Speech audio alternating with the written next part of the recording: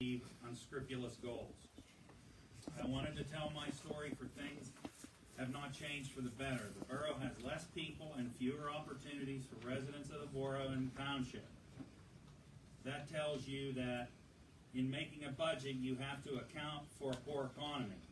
Have you forgotten that losing FMC, the power plant, Halliburton, cost both municipalities a large amount of their tax base?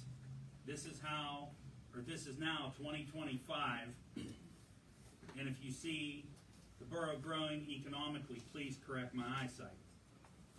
I implore you to see the truth of the status this country is in due to the corrupt politicians running the country right into the ground. Do you know what the national debt is now? Trillions, and no way to fix the problem. This problem affects our borough, so we need to account for mismanagement of this great country when you pass a budget for 2025. Better to cut a budget instead of building one of unnecessary overspending, punishing the poor taxpayers for items not needed. Yes, our councils discussed action to stand up and attack the police department's budget, instead the UMWA to make the matter worse. Time to admit the mistakes of the past and stop making these same mistakes now and in the future. The rule is, if you don't have the money to buy something, don't buy it. This is from Judy Nips. She's an 81-year-old resident, former borough manager. Judy, you had something to add, you said? Yes. In case some of you don't know who I am, I was the borough manager back in the 80s and 90s. My background is I have a bachelor's degree from Penn State and a master's degree from the University of Pittsburgh. I was in personnel administration and handled labor relations as well as employee relations for Coratomic Incorporated, Calgon Corporation, Presbyterian University Hospital, the University of Pittsburgh, and Mellon Bank. Many years of experience in the field of employee relations, including dealing with unions. The history of unionization at Homer City Borough, why? The United Mine Workers was able to organize a union that was not needed ever because the borough functioned within its budget without making large tax increases, and everybody was treated fairly, and we were all happy. So how and why did the union organize the police department at Homer City Borough? And another reason I resigned as borough manager. I claim a bit of conspiracy existed, for when I highly recommended a professional attorney experienced in labor relations and unionization, the Borough Council at that time declined my recommendation and utilized the then solicitor who had little or no experience in labor relations. Needless to say, the United Mine Workers took advantage of the situation and organized the Homer City Borough Police Department, which did not make our police department any more efficient, but cost the borough more money to function. This is a sad story of how a union came in and took over and was never, in my opinion, needed, for the office and the Public Works Department functioned well always without a union presentation. Those days, there was a working together. But when a union comes in, there is always a type of conflict with the employees. Thanks to the council members years ago.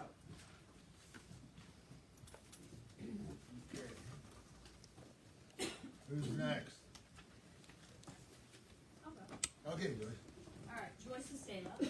I'm going to read my little letter here. It says, we cannot sustain another tax increase. We are already the third highest tax municipality in Indiana County.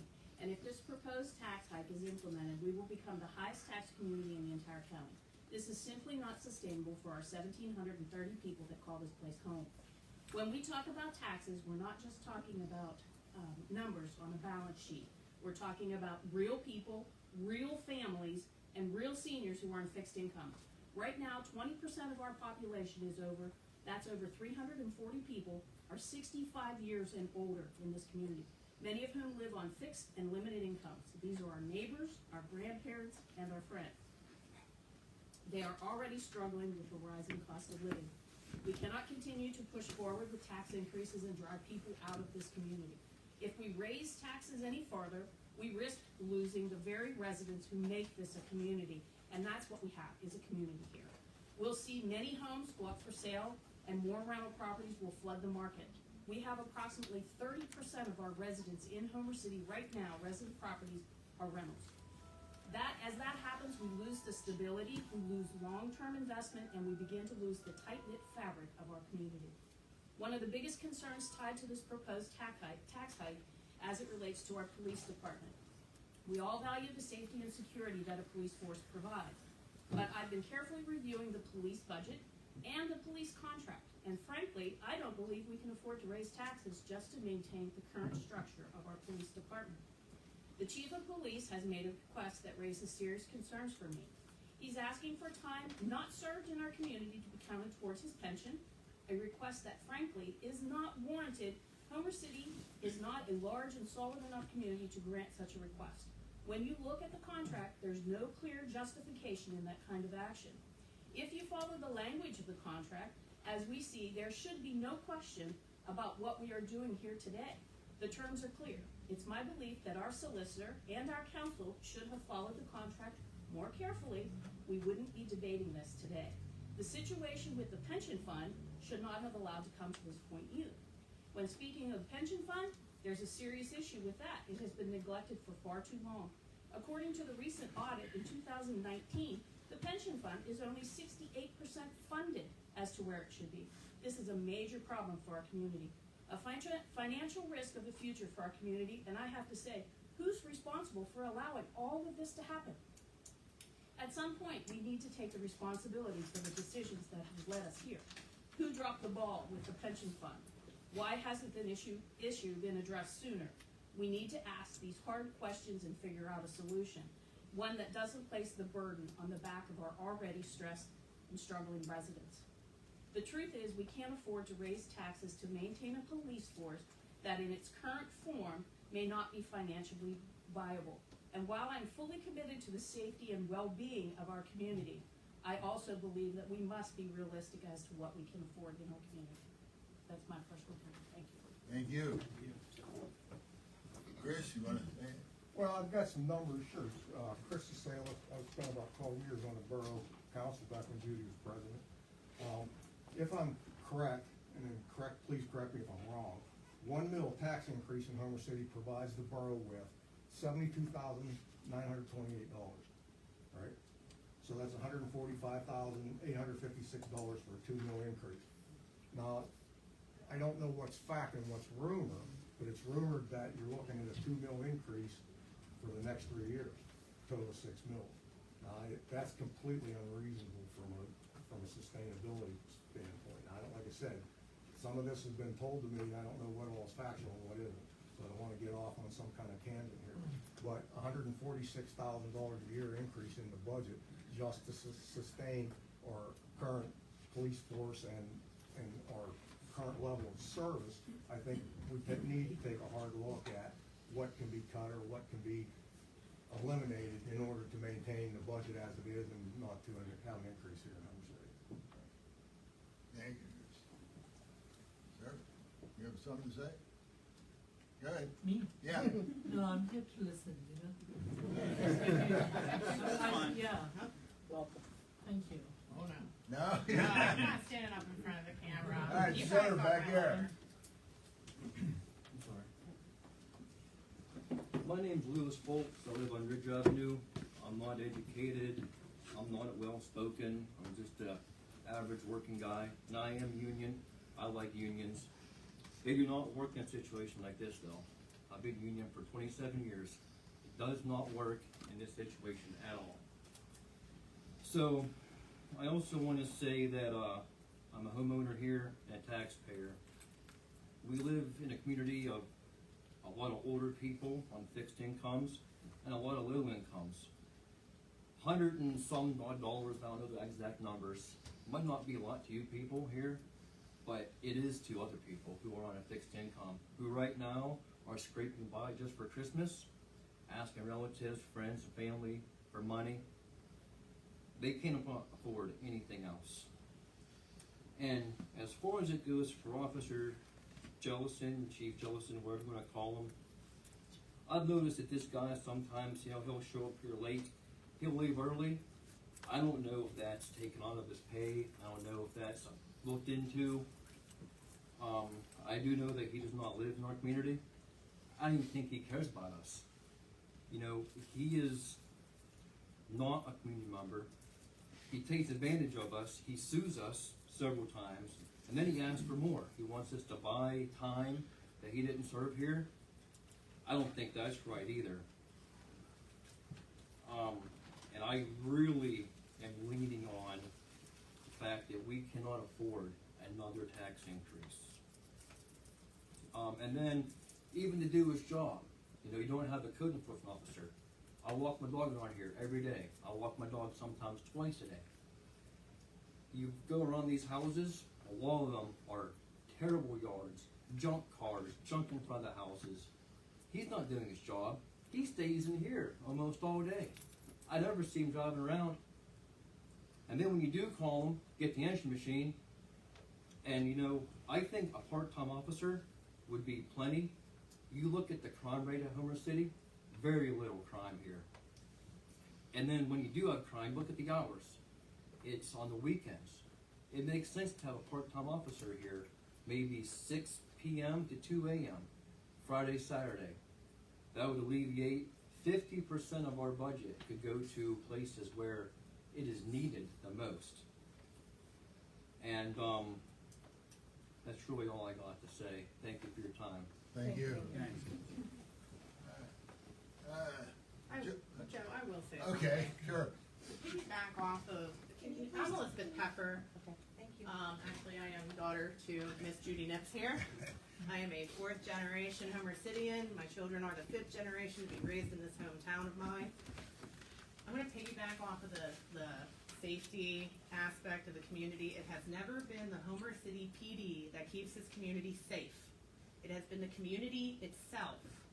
Growing up as a kid here, when I was out riding my bike, walking the streets of Homer City, going to the pool, going into the pharmacy, wherever you needed to go, there was always an adult that knew who you belonged to, and if you got into shenanigans, they knew who to call on you. And it's the same still today. It's the reason why I moved my kids home to come to Homer City. I lived in a different town for 7 years of their life, and it's actually the same town that Tony Jellison comes from. And Derry is completely different, 180-degree turn from the community of Homer City. When my kids were babies and I would walk them down the street in Derry, I would have a 9mm strapped to my pocket to walk my kids and feel safe in that community.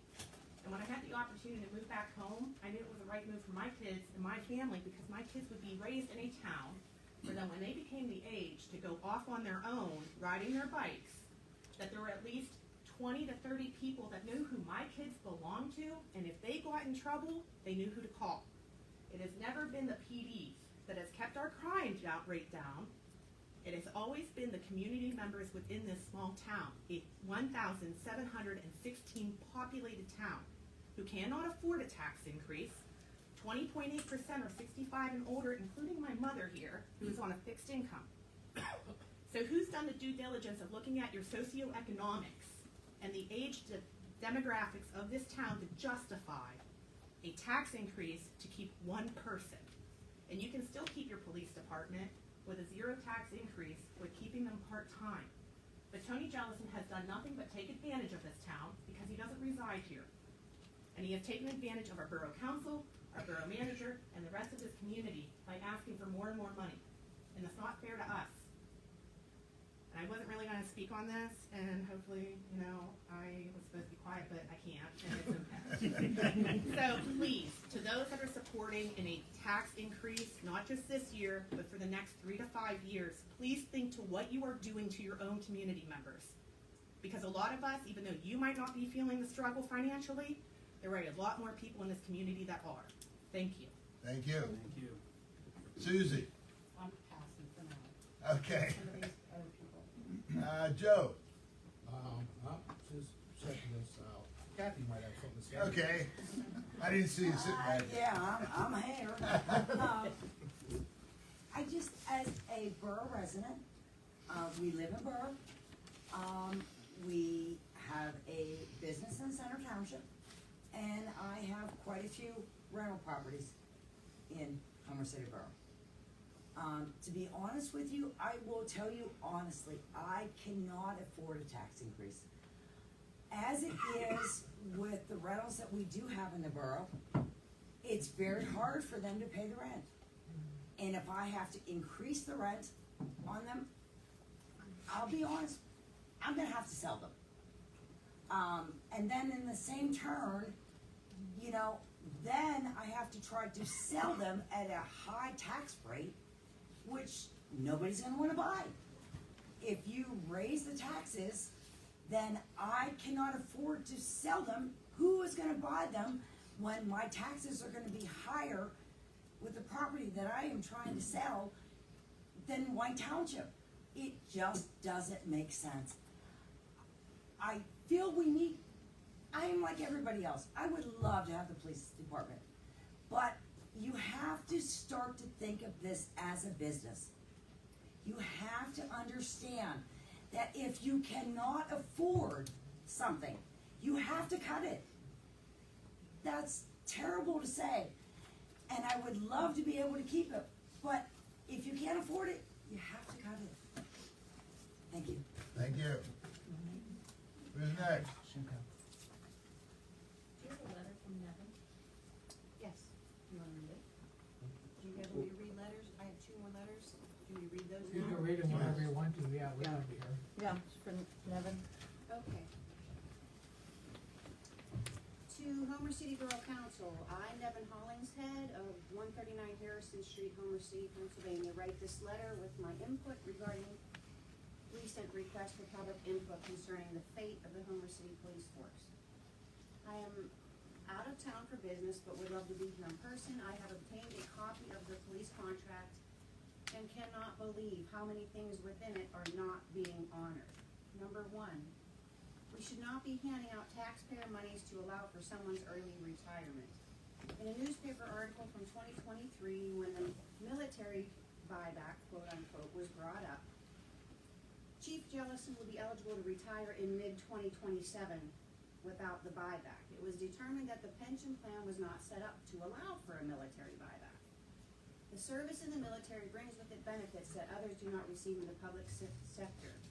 I do appreciate his service, but cannot justify the burden it would put on taxpayers of this community, many of which are on fixed income. Has there been mention of the awarding Chief Jellison for time served with the Blairsville Borough Police? Why are we looking to allow for this man's early retirement? And then he has in bold writing, there is nothing in the contract in regard to buybacks or awarding years of service, but very clearly states that if you leave, you lose your prior years of service. Please say no to the buyback.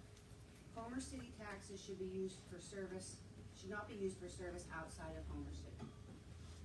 Number 2, the holding of overtime and comp time should not have been allowed by the current mayor and previous mayors, finance committee members, and prior borough councils, and resolved to balance the budget. This is not a gray area.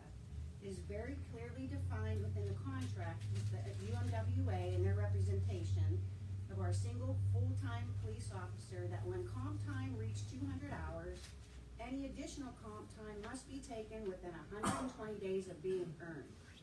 The borough is and was able to then buy 80 hours of comp time back 2 times per year, first pay in July and first pay in December. It is the neglect of this section, either purposefully or not, that has put the borough in the situation it is in today. Considering ending police protection or once again raising taxes in order to allow for current officer to, quote unquote, slide into retirement. As of 12/11/24, Chief Jellison's accrued comp time is 1,720 hours. That is equivalent of 43 full weeks earned in around 12 and a half years. I would ask, who decided not to go by the contract? Why was this decision made? Was there ever a grievance filed by Officer Jellison? If not, why? Again, in bold letters, not adhering to the contract is and was unacceptable by both parties. Number 3, Homer City Borough will not have a full-time officer after July of 2025. Chief Jellison could be retiring, and several members of this board seem to be working any angle they can to make that happen. Has this officer gone above and beyond for this borough? Getting to retire after 13 years of service at full pension is just a bit obscene in my opinion. In bold letters, please say no to the buyback. Number 4, Regardless of what is decided by the council, it is clear to me that this borough needs to get its house in order. The council cannot continue to do whatever it sees fit in regard to honoring contracts, raising taxes, and ignoring the burdens placed upon taxpayers. Not sure why, but I hope this opens the eyes of the community. Elections have consequences, and the situation this borough is in is a great example. Time for changes. I ask that this council either votes to disband the police department or keeps the department as is and does not allow for early retirement. Please say no to the buyback.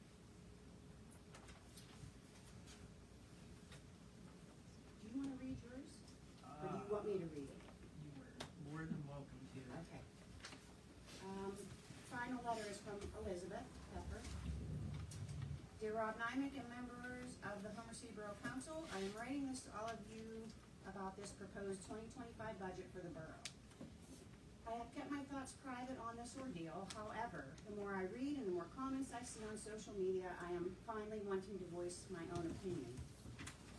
To my understanding, there are 4 options to the 2025 budget proposal, 2 of which will cause the town to have yet another property tax increase within the last 2 years. We had a property tax increase in 22-23, and now we were looking at another possible tax increase to quote-unquote support our police department. The median income of Homer City in the last census shows $30,019. This is poverty level. Yet, we have council members that are in support of yet another property tax increase in order to keep our full-time chief of police and 2 part-time officers. While I am not against police or anyone losing their jobs, how do any of these council members in support of increasing the taxes not understand that the median household income is poverty level? If someone wants to refute that, $30,019 is not poverty, go to, and then she has a PA.gov website. A one-person income is considered poverty with a yearly income of $32,379. So realistically, our median income for Homer City is less than the poverty level. If you want to get a better understanding of our median income and poverty level, by the same website, a standard family of 4 is considered poverty level with a yearly gross income of $67,080. Might have been typo, it was 57. 57? Yeah. Okay. Let's get into the age demographics of our town as well. 20.8% of Homer City's population are those 65 years of age and older living on a fixed income from retirement. How many of those 65 years of age or older are making $30,000 a year gross, not including any taxes taken out each Social Security paycheck? Has anyone done their due diligence and researching the median income, the population by age and demographics? How is someone on a fixed income going to be able to afford another tax increase within the last 2 years?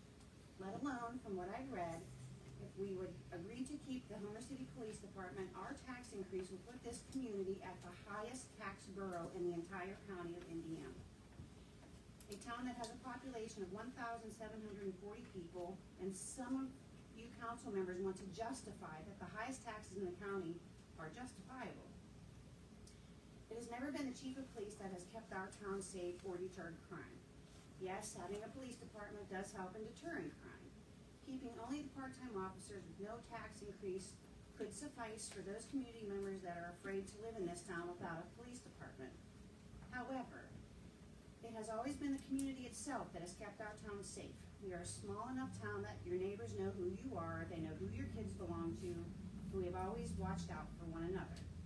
An example of this, I remember being a kid growing up in this town, and I was riding my bike home past curfew. A neighbor who caught me riding up my street let me know that my mom has been yelling for me, and I better hightail it home.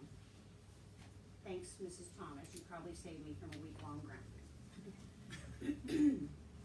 This quote-unquote chief has sued the hands that feeds him. Being awarded a $12,000 settlement, he scheduled himself on football Fridays, double shifts solely to claim overtime in order to pad his pension.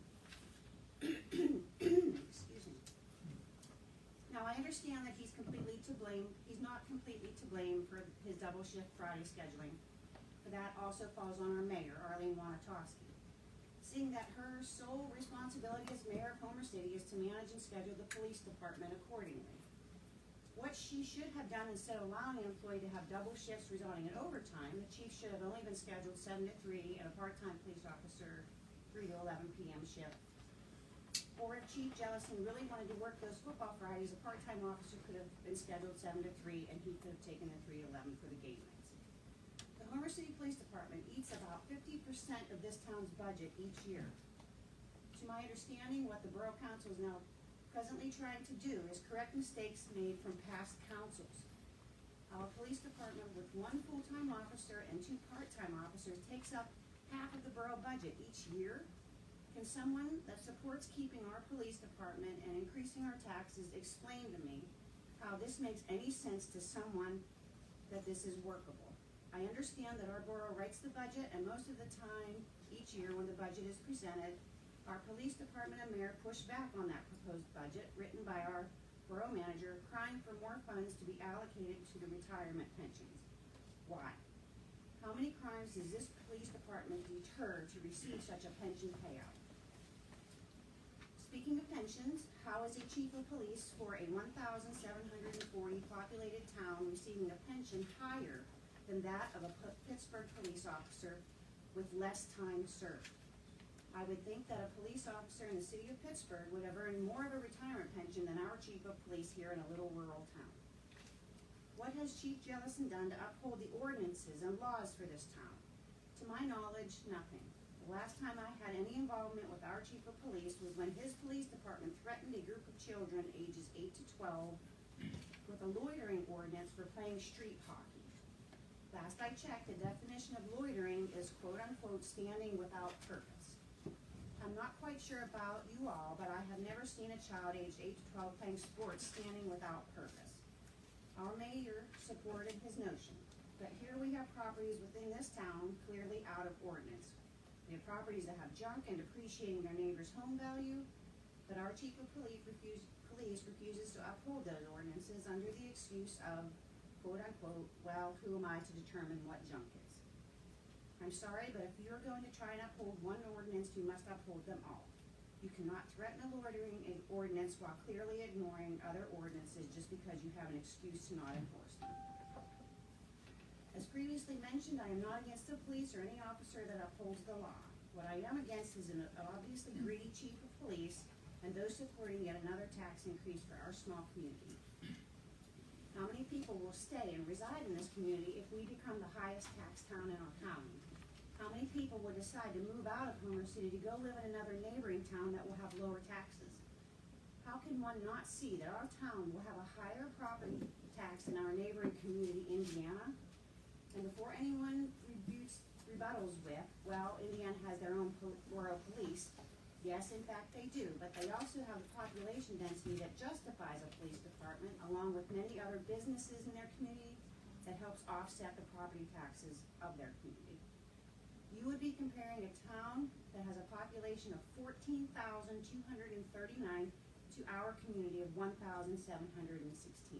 That is a 12% difference in population, which I'm sure may also account for the college students. I write to you as a concerned citizen, a child who was raised in this community, and one that decided to move my family back home to my hometown. I didn't move here because of our police department. I moved here for the safety of our community and wanting my kids to experience a community that I knew when they were old enough to ride their bike to the Homer City pool, wave riders, foxes, home slices, or just out with friends, that I knew that they would be safe on their own because of the members of our community. Because our community, who knows their neighbors and their children, would keep an eye out for my kids when that time in their lives happened. I moved home because it had also made financial sense for myself and my family to come back to Homer City. But to come back and get not one tax increase after another every year to support the pension fund of the Homer City Police Department, but another one, well, that has me questioning if our move home was justifiable and if we won't be looking elsewhere in the very near future. I stand behind Borough Manager and all council members who are supportive of the common sense options. I stand with option 3, and if option 3 is not viable, then option number 4. If we go with no police department, I am sure our borough could hire a code enforcement officer at a minimal cost to the community than our current chief of police costs us. Thank you for hearing my thoughts and concerns about this whole ordeal, but as I stated before, I can no longer allow myself to stay silent. When you stay silent, nothing changes and no one hears your voice. And remember, our former borough manager, my mother, would also be against such a budget proposal. She would have never stood for a budget proposal that would put financial strain on the members of this community. Maybe some of you on the council may not feel the financial strain that so many are feeling right now, but that does not give you a justifiable reason to support a tax increase, putting our small community at the highest tax in the county. Best regards, Elizabeth Peck. And those are the two letters. Thank you very much. Okay. Hi, I'm just here. Hello. You just good, ladies? Yeah. Back Do here. I need to come out? I'm gonna bring us. Yes. Okay. First of all, I want to thank everybody that showed up today, that spoke. I think it's really important that our community come out and know what's going on. A lot of what I have to say has already been said, but I still feel it's important. Forgive me, I'm going to read it because my brain doesn't organize well and I'm a little passionate about this. So. Hello, my name is Misty Hunt and I am a borough resident. Many of you know that in this town I wear various hats, like school board member, community garden organizer, and this year's newest addition is Good Citizenship Award of 2024, which I'm very grateful and humbled to receive. You deserve it. Thank you. Despite all of these positions, the one I'm most proud of that did make the list is I am a homeowner. And to me, that's a really big deal. I'm the first person in my family to own an actual house. Otherwise, we own trailers. So that's a really big deal for us. And that's something I'm really proud of. I come on behalf of every homeowner, and I beseech you to do what's best for all of us, instead of doing what you think is best because it fits your personal agenda and your opinions. I would like to remind each and every one of you that you're sitting in an elected seat. And your job, should you choose to do it well, requires that you consider how you represent each and every constituent out of the approximately 1,700 people who live in this town. We are working class. We are fixed income. We are also low income. I have spoken with many people who live here, and they agree that we simply cannot afford these constant tax hikes. The result of your choices today could mean that people like me, like all of these fine people who have joined us today, will pick up and leave this town. That means less revenue for property taxes. That means less income taxes for those of us who work in this town. The thing that scares me the most is the fact that it will mean less children in our school. Less children in our school will result in horrible decisions to furlough teachers. If things get really bad, the worst case scenario would mean the closing of our beloved school, which is something I simply cannot tolerate. To be clear, no one projects this currently, but every single choice that we make as a community will either put us closer to that ultimate reality or farther from it. Allowing our hardworking residents to keep money in their pockets means that they will have money to feed their families, they will have money to improve their homes, and they will have money to spend in our community, which will help us economically. I know that all of you are smart human beings, and that every single thing that I've said you're quite aware of. But I just wanted to come here and remind you, because I feel like some of you have forgotten that. And I hope that you make the right decision with this vote. And if you choose to demand more taxes of me and my fellow residents, then I promise that we will all remember this when it's time for your re-election. Thank you. Thank you. Okay. Buddy back there, ladies? Everybody? Anybody else? I have something to All right, come on in. It's a mildly echo. My name is Kyle Cobalt. I live very close, right over on 35 East Elm Street. Cobalt, C-O-B-A-U-G-H. Sometimes people spell it funny, but there you go. I have gotten involved in the community more and more now. I took a job where I'm actually able to kind of work from home, pay a little bit more time with the community. I have joined on to the Parks and Rec board because I have 3 children that are growing up here. I'm from Indiana, moved here, kind of a little transplant. Always liked it here. Lots of friends here. I grew up running around with, Liz, Danielle, those girls. And we really take pride in what we have here. If you guys are aware, I worked with the borough. I've worked with some of you guys. We removed one of the kind of blight properties that was kind of right in the area. And I think that's something, that we should really pride ourselves in, taking care of our community, making it better. And I know that's something I did on my own, but there's lots of other blight properties that we don't really get to take care of that are on kind of, you can drive around town, you can see they're in disrepair. We're not holding up that code. I mean, you guys did a great job as the borough this year. I mean, we got brand new paved streets, they're putting in brand new gas lines that you guys wrote grants for. You're getting us these amazing parks, you're giving us the Hoodoo trip, right? And I'd really hate to see money diverted from really improving our community to taking care of a police force that I can't call for property damage because I'm trying to fight a corporation that damaged my property. And I made multiple phone calls, and they didn't come. They came and looked at it, and I just happened to be home that day and walked out, never got a police report. Made another phone call, got an answering machine. That's not what our police force should be. This is during normal regular hours. I'm calling at noon, I'm calling at 1 o'clock, I'm calling at 9 o'clock in the morning, right? Trying different times to try and get someone here. I look close enough, I walk over. Right? There's derelict vehicles parked on the street. If you look at Pennsylvania law, it's great, it can have registration, but if it's out of inspection, you can't park it on the street. Where there's vehicles that were parked on our street for years that are just polluting our waterways right over a drain, it's leaking oil. It's looking bad for our community. It was reported. That's part of our code.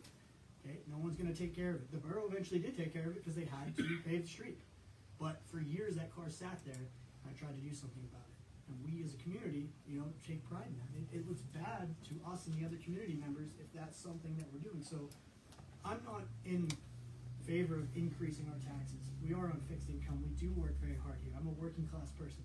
I work in the oil and gas industry. I left home. I've worked all over the United States. And I came here, settled here because I could afford a house on what I made and really take care of my family. My youngest is 8, right? My oldest is 17, and I got a 15-year-old. I'm invested here. Beyond. I'm going to retire here. I'm going to live here. I fish. I hunt. I love you.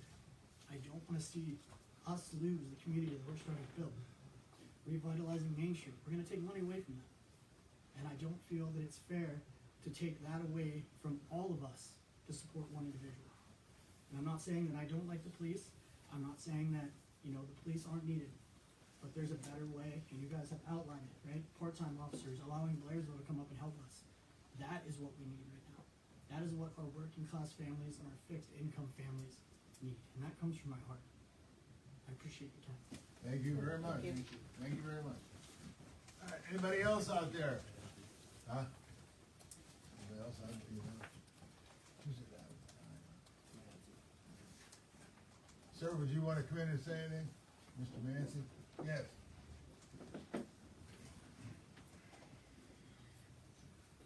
Got a lot to go through, so I don't want to take much time. I appreciate the opportunity. The board has a very difficult situation, and I respect it. No matter what decision you make, there's gonna be people here that are unhappy and people here that are happy. I can't speak intelligently to your budget. I haven't reviewed it. I don't know the numbers. It would be foolhardy of me to come in here and ask you to do something or not do something without having those numbers. What I will tell you is, there's been times I'm talking to Chief Jellison at 3 o'clock in the morning. I'm talking to him on a Saturday, and he's working a case. Just this year alone, hearing statements where he doesn't care about the community, it's not the Chief Jellison that I work with. When children were taken from this community to Texas, he was the one that worked to get them back here to their father. And he spent a great deal of time to do that in a case that was charged as a felony that we proceeded with. When there's information that the Drug Task Force needs about the community, because we all know drugs are everywhere, he's the one with the information on the community and can tell us who's who and where to look. He's been with the task force for years, even before me. I know that the board has taken a lot of time. Again, I'm not here to advocate one way or the other. I don't know all the information. I know that the board has taken a lot of time to look for the information. And I just wanted to provide that information that Chief Jellison is an important part of our law enforcement community. And any days that we have, any less hours, is simply less hours that can be spent. We can spend our time writing speeding tickets, or we can spend our time chasing felony cases and working with drug dealers. So I wanted to provide that information. Again, I appreciate the time you're all taking. No doubt in my mind, it's a difficult decision that you're taking very seriously. I'm here to answer any questions or provide any information, and I appreciate the opportunity. Thank you. Anybody have any questions for him? Yeah, what's your name? I'm Bob Manz, I'm the county district attorney, sir. Thank you. Thank you for your time. Thank you. Anybody else? Yep, I don't have anything prepared, but I'm just gonna shoot it out right now. I've been paying taxes in the borough for 37 years. My name is Krista Uncle. I live on South Lincoln.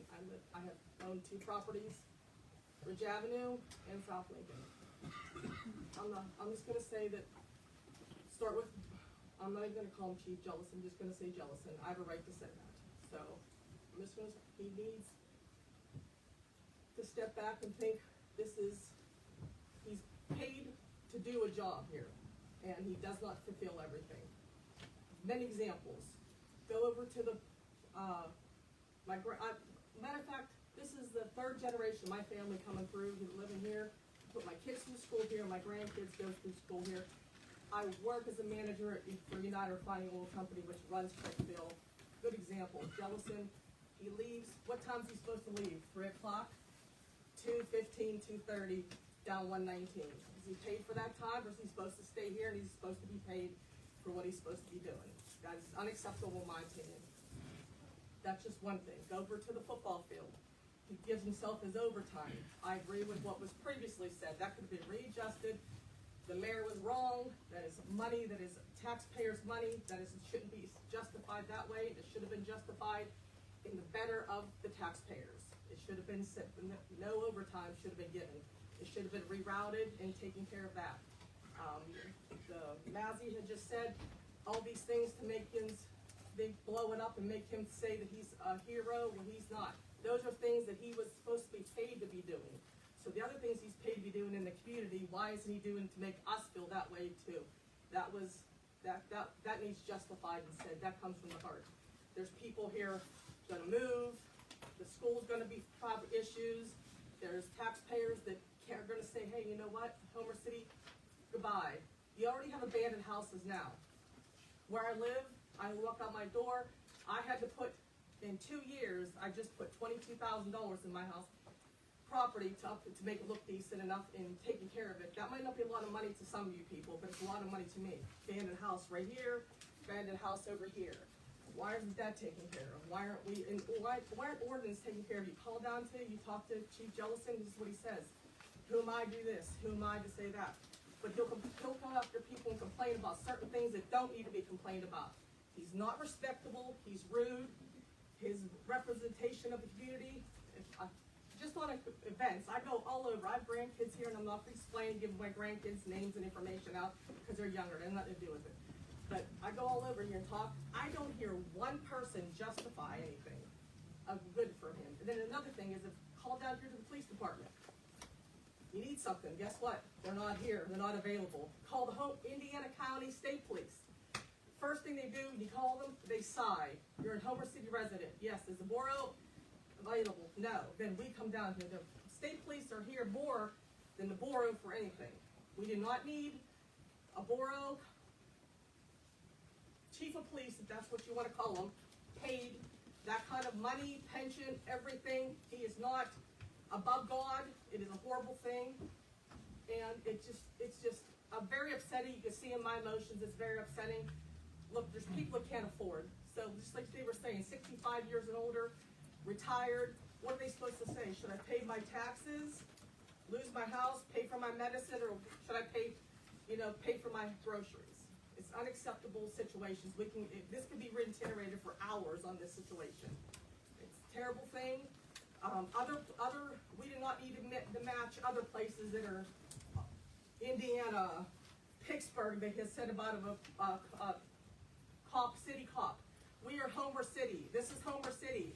It's, yeah, right. Everybody says it's great. I'm not saying it's not great. It's this little. We do not need this. Most of the time, there's not even police chief available for anything. Okay? It's terrible. And you're called, do without. Things happen, not during the day when he's here. Why isn't he here in the evenings whenever things go on? Late in the evenings, through the night. The one officer that I do see go around, he's always looking and doing stuff. He's a part-time officer doing his job. Part-time. He's getting out of his vehicle on South Lincoln looking around, doing whatever. You know where I see Jellison at? Cause I won't call him chief of police. Right there parked.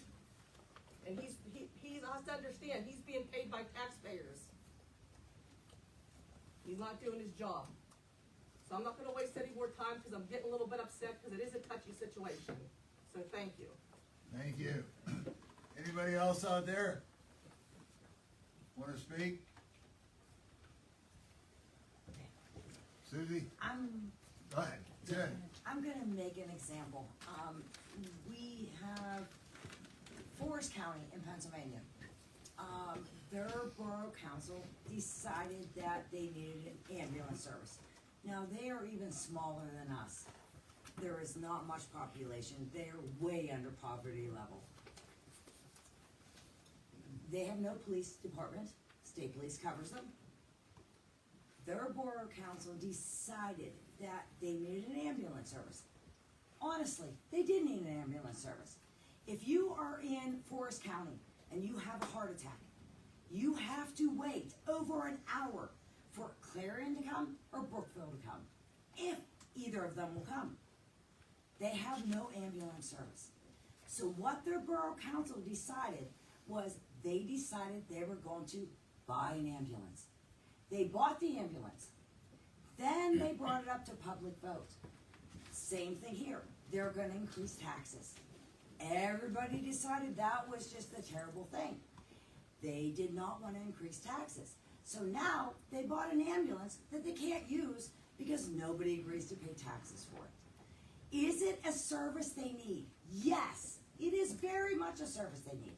I'm not saying that we do not need a police department. We need one. But the problem is if you can't afford to pay for it, I don't know what to do. How do you guys find money to pay for it? If you can't find money to pay for it, then it's something you just can't have. And this is a tight-knit community. They should be able to. I mean, these people, everybody knew our son growing up. We would hear, hey, he was down there, or he was over there. This is a tight-knit community. They can kind of take care of themselves a little bit. And hopefully, but all I am asking in this council is to understand that these people cannot afford more and more taxes. At the same turn, I mean, our school needs a tax increase because they need to do things with it, with the school, to update the school. How are we going to afford that tax increase and this tax increase?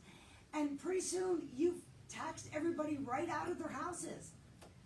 That's all my opinion. All right, thank you. All right. Go ahead, Sue, you ready? No, I'm gonna go. Okay. I'm coming as a borough resident tonight. Right. I'm not here for anything other than that. The only thing I have to say tonight is, and I've heard Joy and Chris and everybody else, and I agree with them completely. The problem is, I'm gonna call it a little bit of a witch hunt here tonight on Chief Jellison. The bottom line is, he didn't set his raises or his salaries. He didn't set his pension. He didn't set any of this. This was set by Borough Council. The union came in and they presented what they wanted, and the council agreed to what was not arbitrated, but what the borough or the union wanted. They said, we can do this. They, in good faith, or that's what it was supposed to be, said, we can do this. As for his $65,000 or whatever it is in his overtime or comp time, he didn't authorize that for himself. The borough authorized that for him, and they kicked it down the line and down the line and down the line and didn't pay him until we are at today, and we can't pay it. So the witch hunt we have on the chief for him taking the borough for broke, I disagree with, because we, as a borough, as a council, are in this situation today ourselves, not for what this man did. He was told he had to work how many hours? He was authorized to work football Fridays, if you want to say it. They told him what he was to work, and he worked, and he did his job. And now you're saying, I'm not gonna pay him. That's wrong. We entered into an agreement with council and said, this is what we agree to pay you, this is your retirement package, this and this, and now all of a sudden we're going back on our word. That's where we're at today. there, but we need to look at why all of a sudden are we financially unstable and what happened the last couple of years. And quit going after the witch hunt of the chief. Secondly, part-time help. Here's a reality check for everybody here so you understand. Part-timers, it's very hard to get part-time police officers. They're looking for a full-time job. Most men or women that go to the police academy are looking for a full-time job. They're looking for benefits, they're looking for security, they're looking for a pension. They don't wanna work nights, weekends, and holidays because they got a full-time job that they're already going to. So it's very hard to keep these part-timers here. That's why we are down to 2 and Chief Jellison, because they are looking for other means of income, and that's not gonna be. They're also not making arrests or doing that kind of thing because they're not gonna take off from their full-time job to come to a hearing and do those kind of things. So, when you make this decision tonight, don't be surprised if you don't have any police department when you're done. Because the 2 gentlemen that you do have, they gave their careers to the police departments and other places. They've retired from them. They're filling in, they're helping out.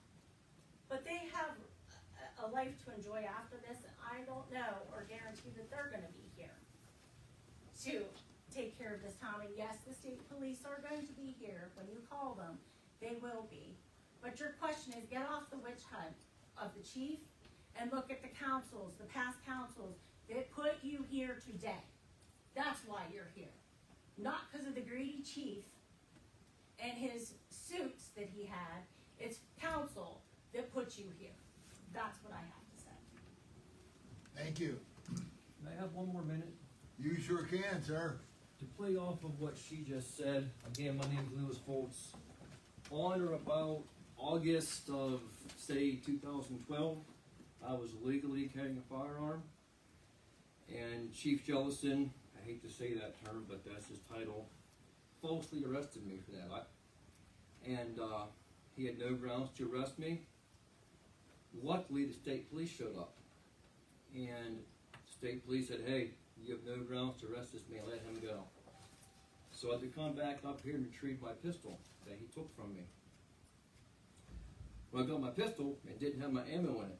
I'm like, hey, where's my ammo? Didn't want to give me that back. Had to call the state police. They forced me to give me back my ammo. I contacted an attorney. I could have sued. I could have sued this place and won a substantial amount of money. But whenever I was told where that money would come from, it would come from the taxpayers, not from Chief Jellison, I refused to do a lawsuit. And since then, speaking of witch hunts, he's been a witch hunt after me. I'm a veteran. I was in the military. I have a full-time job. I'm raising 2 fantastic children who are doing wonderful things. And this man continuously harasses me. Another example, I made a mistake. I parked my car on Main Street, on Ridge Avenue. And I tried to pay the fine in pennies in retaliation. And they wouldn't accept that. So, me being me, I didn't pay the fine. They came to arrest me. And the witch hunt fined me almost $600 because of that. This is the kind of people they are. They are witches.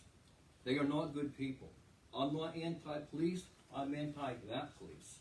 That guy, given enough time, he will catch a lawsuit from someone who does not care for this town like I do, and they will break our funds that we have, what little funds we have. So when you make that vote, remember that action he took back in 2012 that you might not have heard about. Thank you. Hey, thank you. Any other comments? Go ahead, John. I'm Chuck Roser from Homer City. I've lived in Homer City all my life. I've owned real estate in Homer City for nearly 50 years. My wife and I have property down on West Elm Street. I own a business in Homer City for nearly 50 years. all the years that I've been here, I've always had a good relationship with the police. They've helped me out of different situations that have happened, and I was able to help them on a couple numerous occasions, and one was fairly significant, but I'm not gonna get into that. So I have a good respect for the police, but with the economy the way it is, the county tax is going up, the Borough tax is going up if needed, and who knows when the school taxes will go up again. I just think from a financial standpoint, this town just can't support a police department anymore. And I think that it should just be closed out. It will be different without having police here, but and a lot of times lately when I needed anything, I had to call the state police, and so I think they would be able to handle it if they're cooperative. So I have nothing else to say. All right, thank you. Can I just say one more thing? Sure. Like Susie said, this whole thing, and everybody on council needs to do this as well. You need to take the personality out of all of this. You can't look at this as cheap jealousy, because he might be the guy you had coffee with yesterday. You gotta look at this as a perspective as a contractor and a budget. And it's a business. You're running this as a business. Now, if you're running your business and you have something that's costing you too much money, what are you gonna do here? You're either gonna pare it down, or you're gonna eliminate it. It's just like your household budget. Your cable's too much, you're gonna eliminate some channels. You're gonna eliminate it. You guys are entrusted by us as elected officials to do that with our money. You're spending our budget. So, think about this. Take the personality out of this. I don't care if he's the good old boys club or what the hell he is. I don't care. I'm sorry, I swore. I don't care. Just look at it as a budget and a contract. That's it. Look at it. Can I say something, Joe? Sure. We've come up with a budget. What would you say if we come up with a budget that we don't increase the taxes but still keep the police force? If you can do that. We have one. That would be great. We have one, and Yeah. Chief Jellison has bent over backwards to make this work. Oh, you Whatever you're gonna do, you heard our I perspective just was wanna from tell the you, tax we increase got a alone. budget that I don't care what you do. is less than last year's police budget.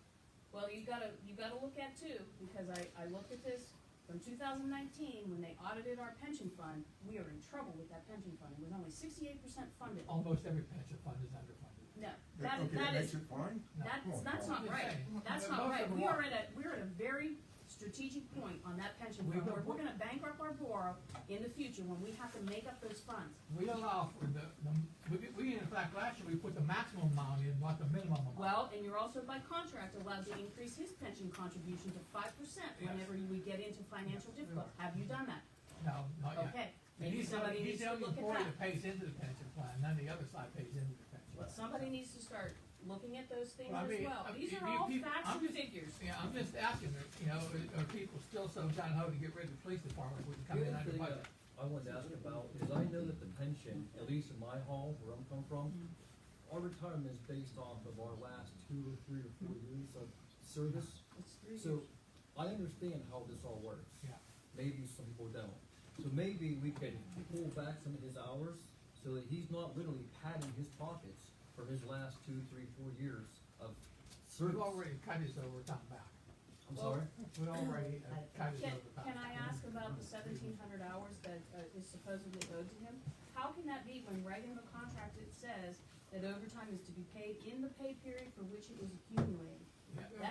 That is section black and white. But his is So comp how is time. he accumulating His is- overtime? His is comp time. Comp time is 200 hours for the year. Can I say Anything over something? The old that- contracts that Yeah. have that in. Yeah. That's a brand new contract, sweetheart. Yeah, One at no. a time, one at a I time. That's think the what, brand new contract. it is the new contract, but the amount of hours accumulated occurred prior to that new contract. So that was a carryover from a previous And that should have contract. been addressed when that contract was done. Yes. Okay. End of, that's that all is- your fault. but that's You how guys that negotiated that, that's your fault. That's your fault. Judy, How I can you wanna carry, know that's how 5 years, come- how can you do that? I wanna know how come 2 managers, under the Fair Labor Standards Act, a manager is exempt from overtime. You don't pay managers overtime unless you have a stipulation with you, the employer, that they will do that beyond the Fair Labor Standards Act. And I understand the chief has been paid overtime. He's the chief, he's a manager, he's not a clerk. And Rob Nymick works overtime, and correct me if I'm wrong, he doesn't get overtime when he goes beyond 40 hours, so why are we paying the other manager of a department overtime? You can read the contract. It's in the contract, and it's gotta be Well, then outside. there's a mistake No, no, that it's was gotta be made. outside of the borough. Outside of the borough work though. I have a question. Just, so if we can pass this and we keep them, which would be great, right? Keeping a police force. What's it gonna look like in the future for our budget? Is it gonna increase the budget in the future, or are we kicking the can? Cause we've already kicked the can. I think what we have in here is enough to take care of his time, we, you know, put it over to 3 years. So he can retire now in 2028. So we're not kicking it down, we're putting the figures in here to take it through 2028. So in 2026, 2027, we're not gonna see a tax increase? We should not from the police department, I mean, unless inflation goes out of sight, I mean, we can't control hospitalization. Well, yeah, I understand that, but I mean, it's your best interest, the way our world is turning. Yeah, the I way mean, our I'm a fixed income person, lives in this board too. I'm aware. Yeah, so that's, and that's. And I'm not, you know, I don't wanna raise taxes either, but I sure want a police department in this town. Like I said, Chief Jellison has worked with us, and we have a budget that will keep a police department here, even after him, I hope. Well, Without a tax we gotta increase. look at the future as well. Yeah. We can't just look at today, we gotta look at, like, we're all planning on staying here. Right. We gotta I mean- look at the future. I mean, I wish everybody would be disadvantaged at the school board, because we're one of the highest tax school boards in the county. The school board chose not to But you're increase still at taxes today. 17.5 mils, which is the highest. We in have no county. HVAC system, pal. You're still higher. Well, we have a chief of police, we have a police department. You're getting off subject. Okay, You're whoa, getting whoa, off whoa, subject. Get out of here. You're getting off subject. Cal. I'm talking about tax increases, and I just said we have a budget that will keep the police department without a tax. Cal, we'll bring that Well, I'm just up. letting them aware of it. Okay. But it I hasn't heard been enough voted about on. being aware. So- Judy? I I didn't wanna say it know, was. if you go ahead and do a budget through 28, have you asked the borough manager about the expenses that the borough would incur in the following years beyond 2025 to see if that statement can be proven true? Because he has a borough, streets and water and the other, and utilities and the storm sewer. He has a budget that he has to do every year. How can you say that you're gonna keep everything the same and you haven't even contacted the borough manager to put in a budget for the ensuing years that you say you can handle? I'm talking about the police part of it, not the I general don't care budget. how the police department affects the borough budget. Yeah, and So how can you say something without consulting the borough manager to see what the expenses he'll have to contend with? he can raise his part of the budget. I didn't say that the whole budget, I said the police budget we have set up for 3 years, not the whole budget. I mean, I can't control that, like you said, the board manager puts out the full-time budget. Yeah, and you have to consult him. You know what, I'm gonna put an end to that, because I am not putting out the budget. I did not prepare this budget. In the last 2 years, correct me if I'm wrong, my numbers never made sense. You remember those words? I said that? Yes, you did. So, going forward, I did not prepare this budget. I have not seen anything that's coming forward, so I can't answer that. Now, Judy, there is no water involved in this budget? Right. But there is sewers. Yes, there's storm sewers, but And the there's water roads. authority also contributes a hell of a lot of money to this municipality that some people fail to realize. Yes, Right. they pay 2/3 of pretty much everybody's salary and 2/3 of hospitalization and retirements and so. But Okay. I promised I'd make my mouth shut. I wanna say something here too, and one thing that's, nobody's brought up is the MMO pension. I mean, right now, we got 2 officers drawn off of it, and it's $130,000. The moment he retires, whether it's next year, 3 years from now, or whatever, it will increase. And probably significantly. So that's another tax increase, without it. Just so everybody's aware. Okay. Anybody else? All right, sir. On my way out of here, whenever I spoke last, under my breath, I said, "There's your witch hunt." I did not call anyone a name, I just wanted to clear that up. Oh, I understand. We Okay. understand. We understand. Okay. All right, at this time, I'm gonna ask the mayor if she wants to speak. I'm gonna ask the mayor to talk to you people and explain to you how she feels and what's going on in her part of the. Hi, I'm Arlene Winterfoski, Mayor of Homer City Borough. I do appreciate the public coming in and expressing their views, because this is how democracy works. This is how democracy lives. So I want to go through some formal things first. There will be free parking in Homer City Borough from December 18th, 2024 until January 8th, 2025. So happy holidays to everybody.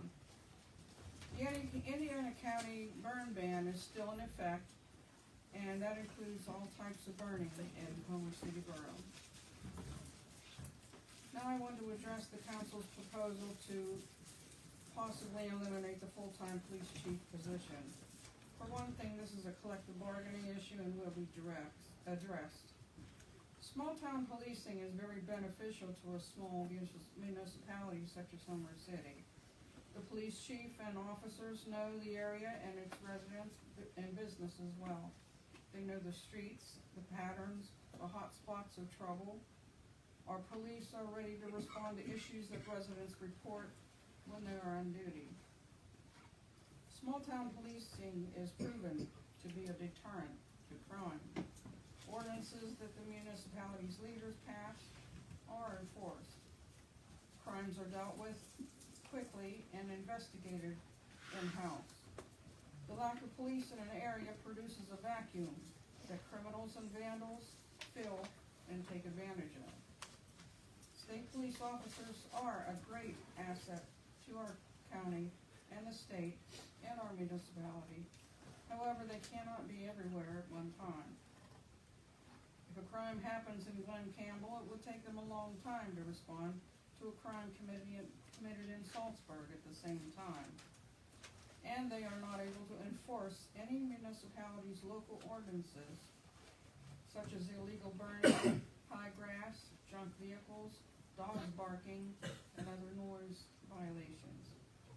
Homer City's police officers responded to, in the last 4 years, from 2020 until now, have responded to 1,784 calls. And those calls are divided into 112 categories. I'm not gonna go through all 112 categories, but I'm gonna go through quite a few of them.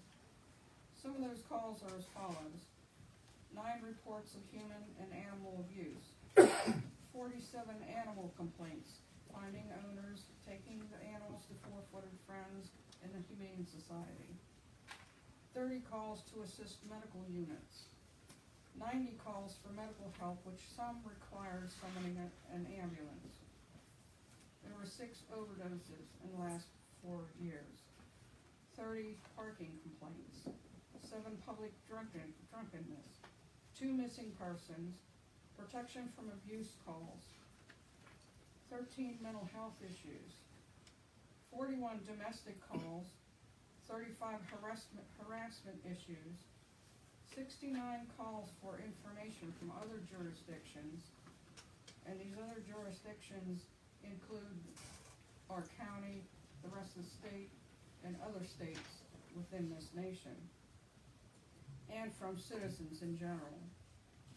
There were 56 calls to assist other police departments, 87 calls regarding borough ordinances, 6 burning complaints, 7 child custody complaints, 37 criminal mischief, 6 dead bodies, 21 disorderly conduct, 10 drug investigations, 24 fraud cases, 10 noise complaints, 10 neighbor disputes, 93 security checks, 24 security at football games, 15 suspicious persons, 41 suspicious activity, 12 suspicious vehicle, 42 theft calls, 161 traffic control, 243 vehicle stops, 22 motor vehicle accidents.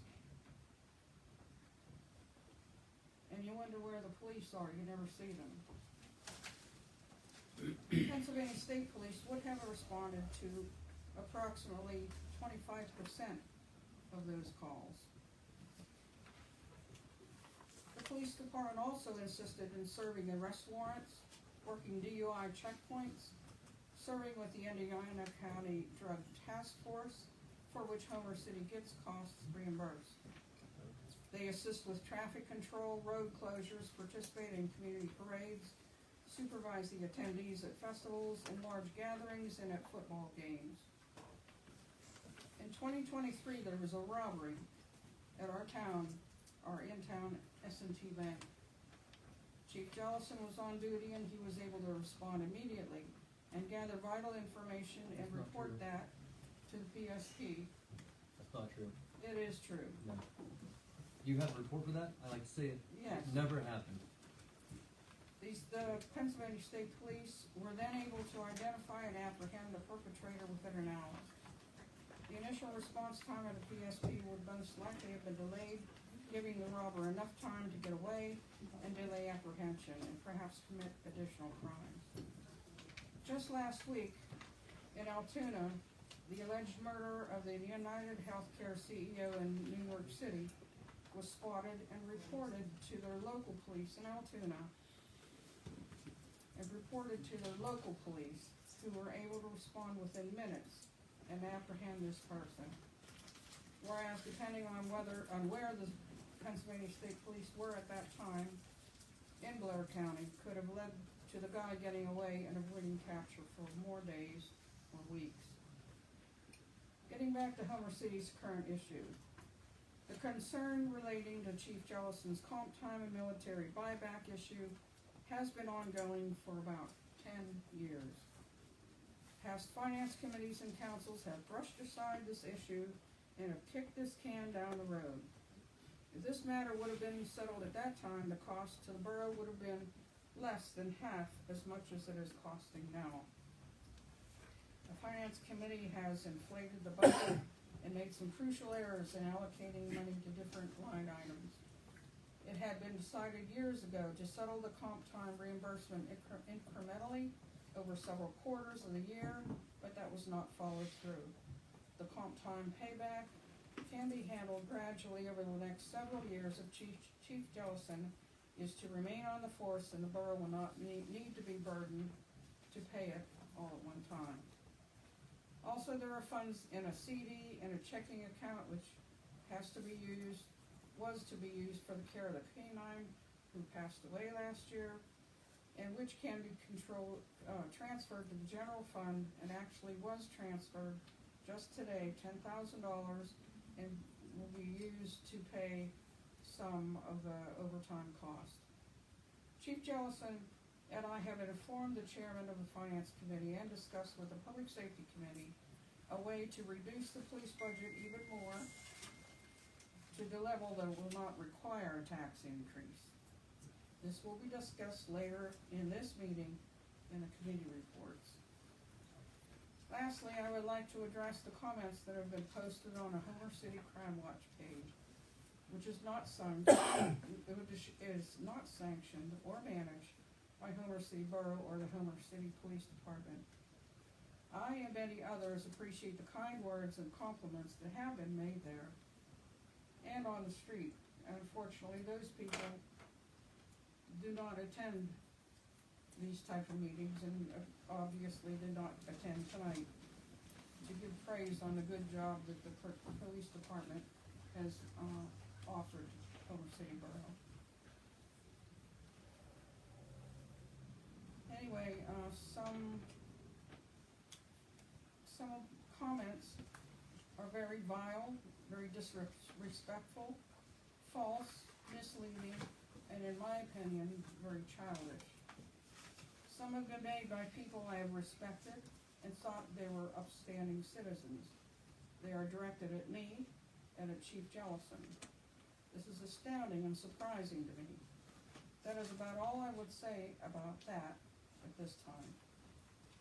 One big correction that I will make to one incorrect post there is that the police department makes up over 50% of the cost of the total year's borough budget. Over the past several years, the police department costs have come in under budget, which is generally 45% and to 41% of each year's budget. With our proposed budget for 2025, at this point, the police department will come in at 39% of the budget. So as you see, the increase in spending will be That's the budget that perhaps, posted online, Arlene? no, we redid that budget and we're gonna present it tonight. And then you'll have it out for public Yeah. look-see again? Yeah. So as you see, the increase in spending will possibly be on the borough side. Respectfully, submitted to you, Arlene Warren-Hosky, borough manager, or borough mayor. Yeah, what is the budget of the borough without the water authority money in the budget? What does that look like by itself, borough money only, compared to the police department budget? That's what you should be comparing. You should not be comparing it to Central Indiana County Water Authority that they pay the borough to help finance the the jobs that they do. It should be total borough income versus police department and exclude the water authority and then see what happens. I agree with you about that. I think and I bet you it's a mess. I'll bet you it's a mess because you have no extra money coming in from the water authority to fund all the expenses of a police department. That's the budget should be done. I agree with you.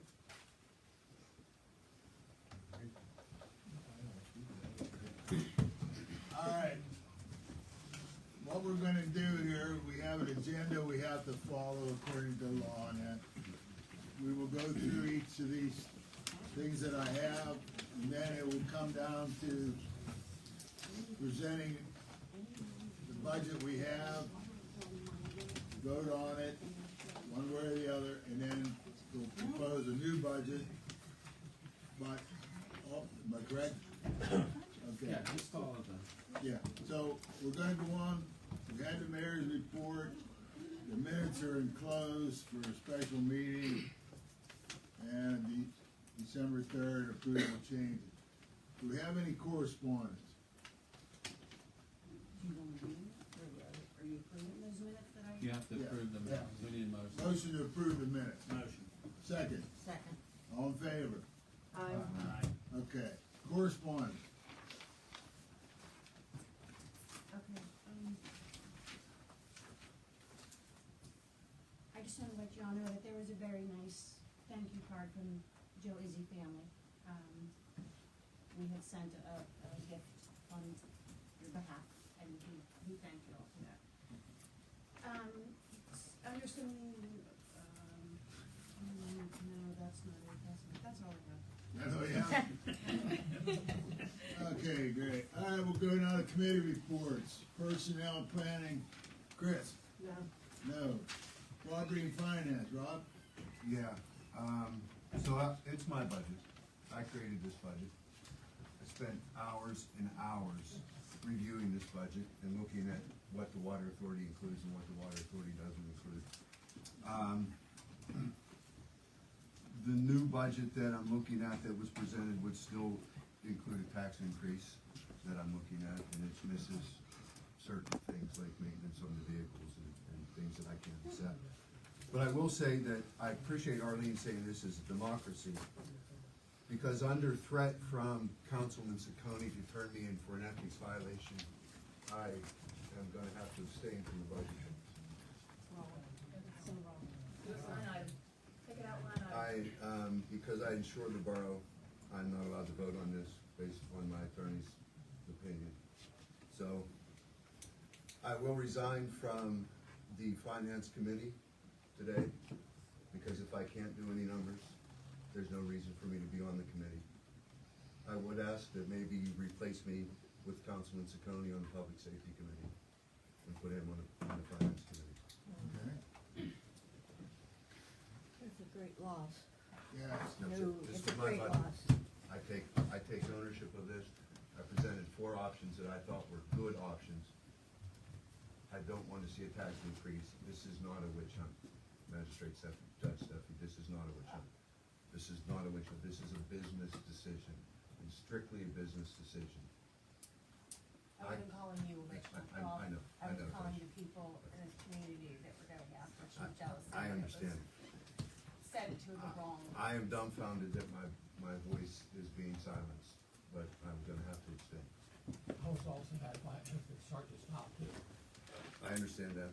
They Yeah, were wrong. yeah, I understand. Yeah, I just wanna let you know you weren't doing that. What a shame. Okay, and, Matt, you have anything on that? Oh, Since he has the property and finance? No. No, okay. Streets and utilities, Matt? No. No? Public safety, Cal? We met today and we have an alternative, but, you know, it's already happened. Okay, anything else? All right, your budget report, the income statements are there. Treasurer's report is there. We need a motion to accept that. I'll make a motion. Second. Go around. Denise, Rob, Abstain. Abstain, Cal, Yes. Matt, Brad, Yes. Yes. Chris, Matt, Jeff. Okay. Board authority reports are closed. All right, now we'll start through the old business. Okay, I'd like to make a motion of elimination of our full-time police officer for financial hardships. That is a motion. Is there a second on that motion? I'll second. Denise.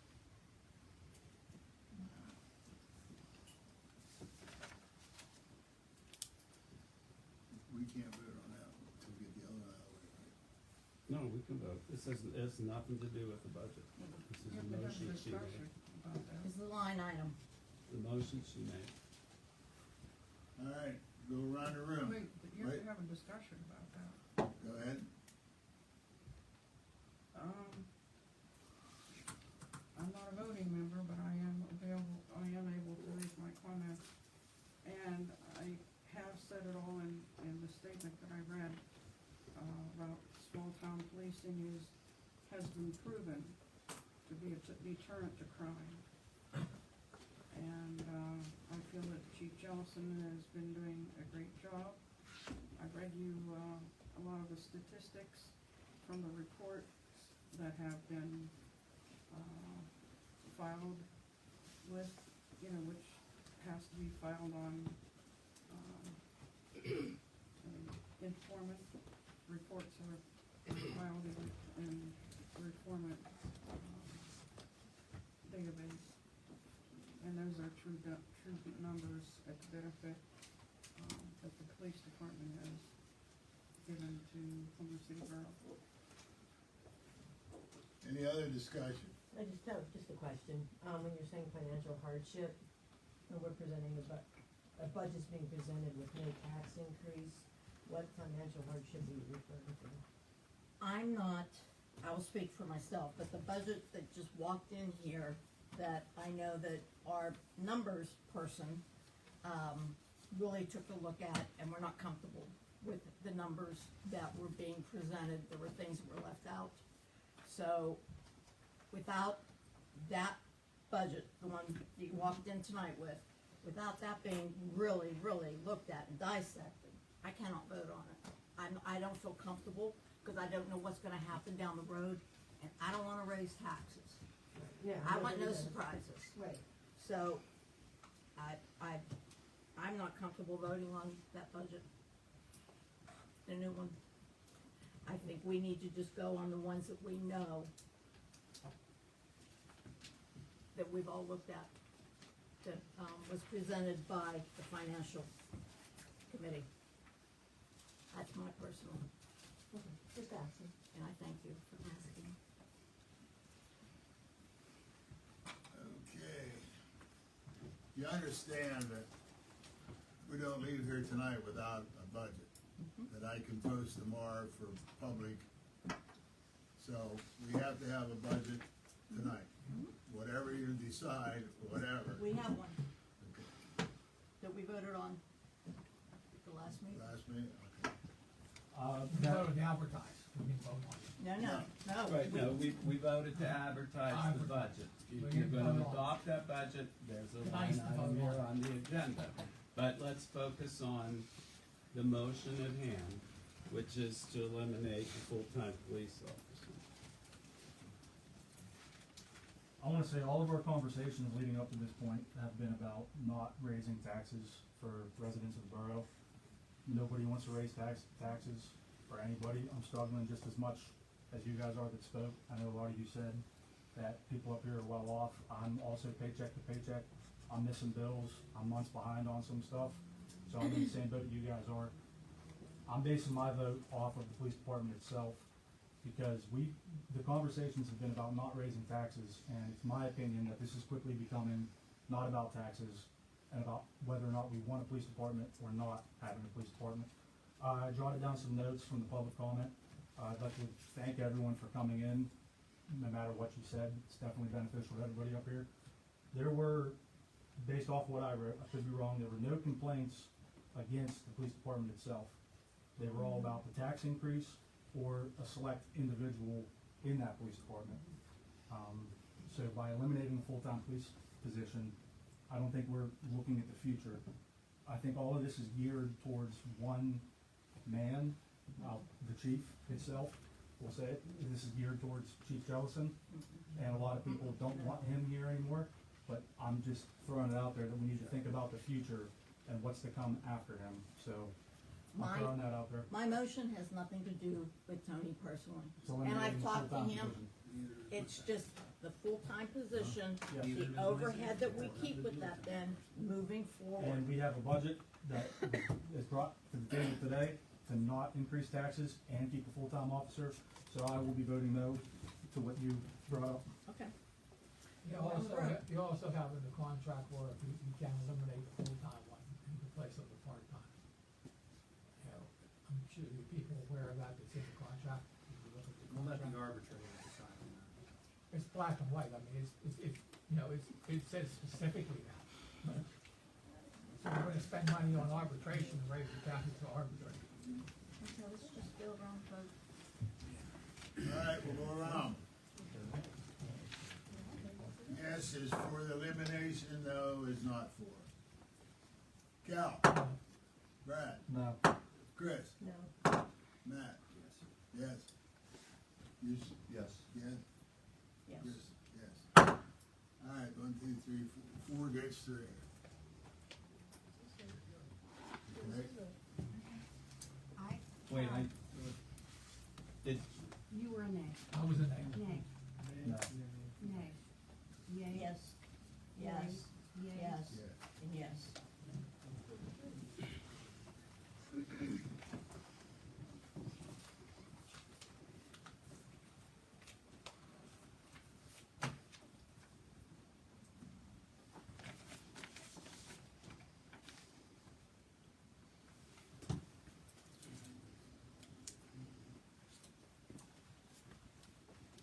Okay.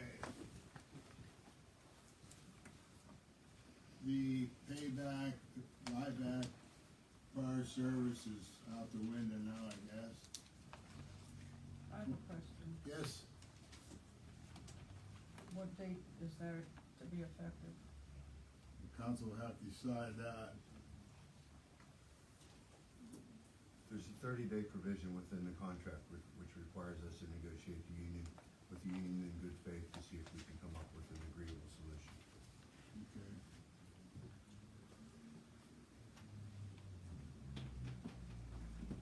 All right, next thing is the 2025 budget.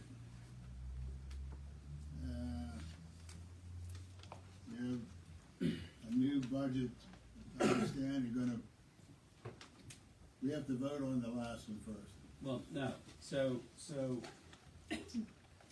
your 2025 budget that you authorized to advertise, Right. which we advertise, you have to vote on whether to adopt that or not.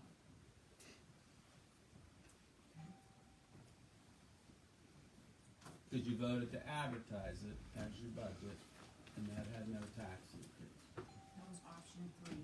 Yeah. Okay. So I'll make a motion that we, adopt the advertised budget. I'll second. Okay, we have a motion and a second, we'll go around the room.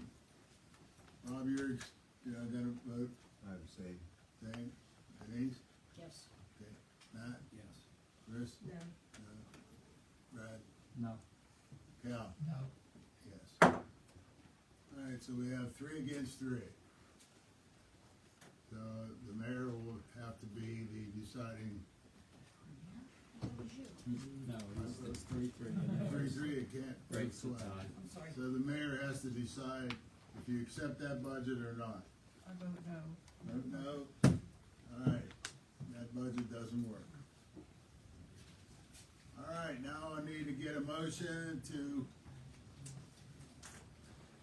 present me with another budget.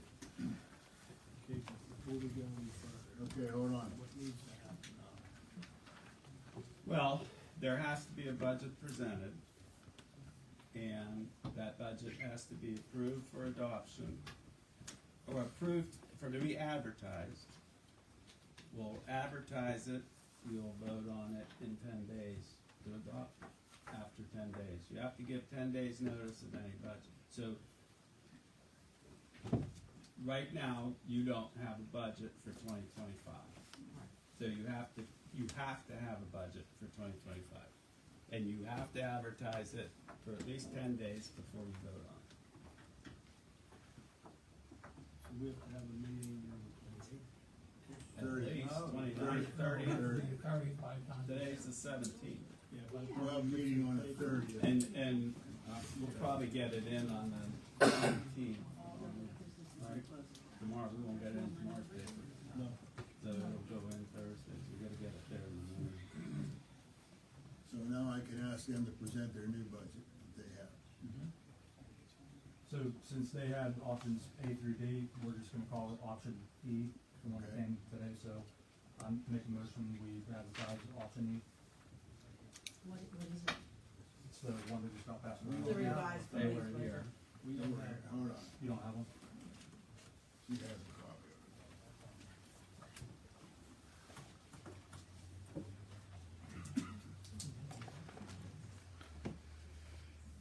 We will vote.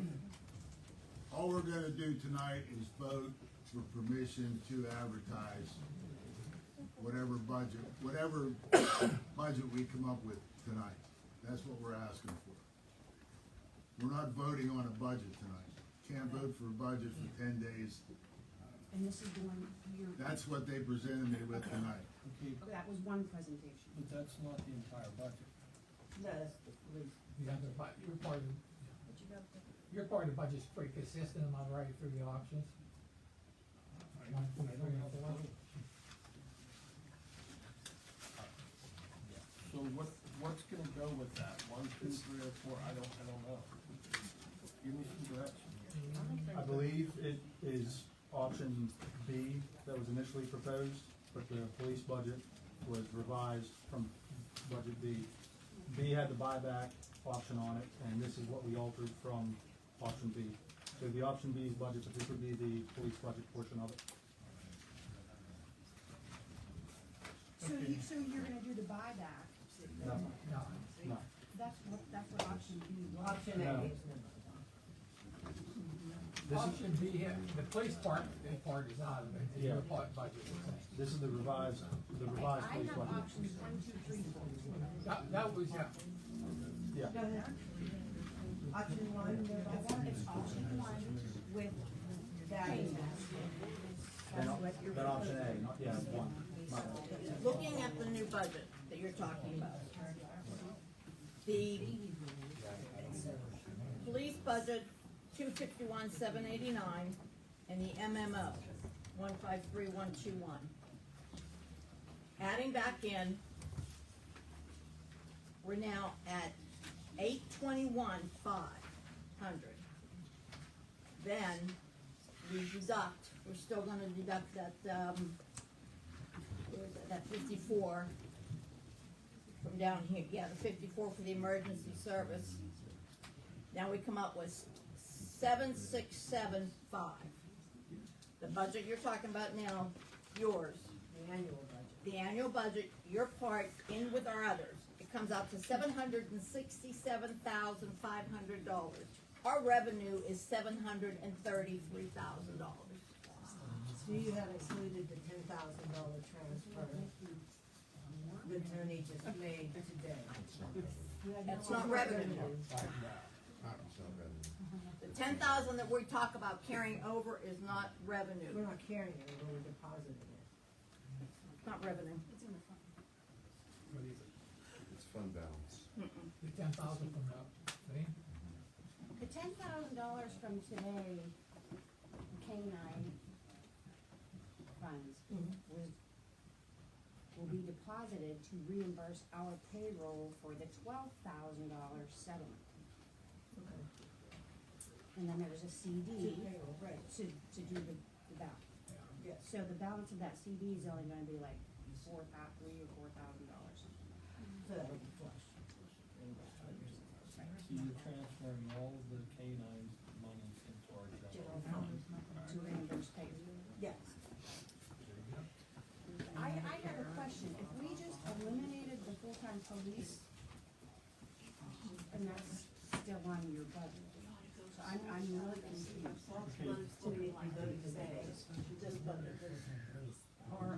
Brought in before that. Okay, but I'm trying to soak this all in. Okay. Okay, so we're gonna take option one, split it with this, That's your motion, that's Brad's motion. this is the new budget. Is there a second? Yes. That includes a tax increase. Mm-hmm. Oh, boy. I can't figure that out. It's not on the finance committee anymore. I don't know how it can include a tax increase, it's less than last year's budget. It's less than the option you for a vote for, too. Because the $42,000 that Rob was using to carry over is a fund transfer, it's not a revenue item. No, I know, yeah, we talked about that, I get that. However, now that we don't have a police force, wages are different, or not there.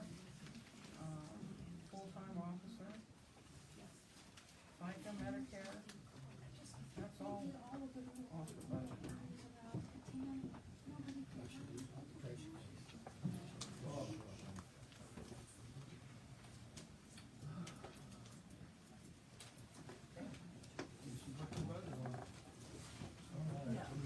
Option two, Well, we show the tax increase, we're talking to show tax rate, if you want to read a vote on it. I mean, this, for us to vote and get approval on this, when it has not really been, So it's Review. option, well, you got a blind side of this with that vote to eliminate full-time, so we're all up in smoke right now.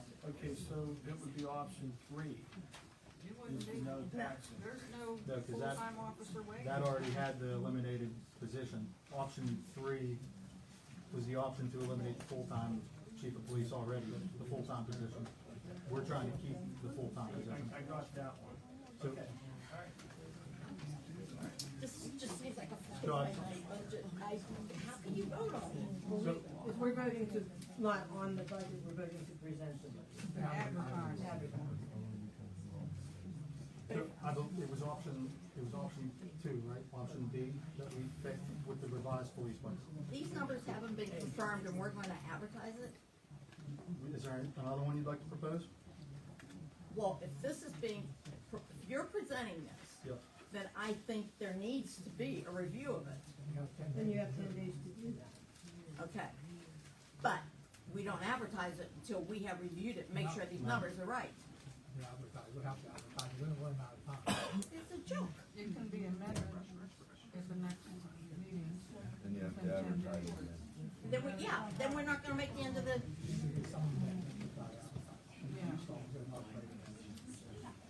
As long as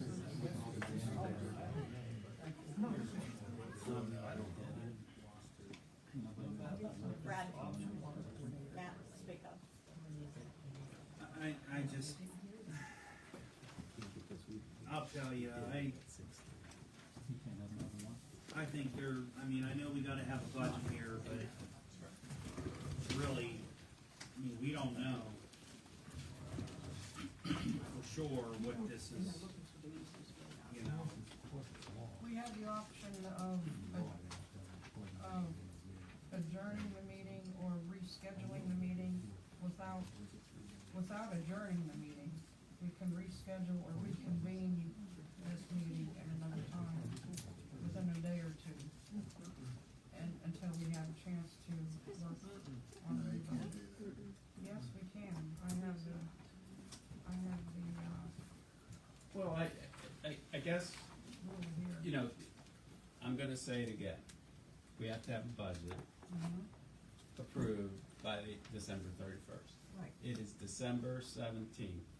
I've gotta advertise the fact that you have a budget, and it's gotta run 10 days. So if you adopt a budget, I gotta get it to the Gazette so that it's advertised on the 19th, which will be Thursday, which means you'll be meeting December 30th or December 31st to approve a budget, which you are required to do. So, I don't know, I mean, adjourning or delaying, like, I don't know that you have time to do that. Just a day or The two. time is now. I mean, it would have to be in the paper, like, I have to have it to the Gazette in the morning tomorrow in order for it to be in the paper on the 19th. A reconvened meeting does not need to be advertised. It Yeah, just but needs- the budget has to The adoption be, of a budget does. the approval of the advertising of the budget has to be to the Gazette Thursday morning, so that we make the deadline. Well, we can, Here's the thing, just thinking about this, I think with the way this, since with the elimination of the full-time officer, technically, we are looking at option C. Because that has it already in there, sorry, it's around. It has it in there already for that. So that budget would be more accurate than any. The one we already proposed, that was voted down.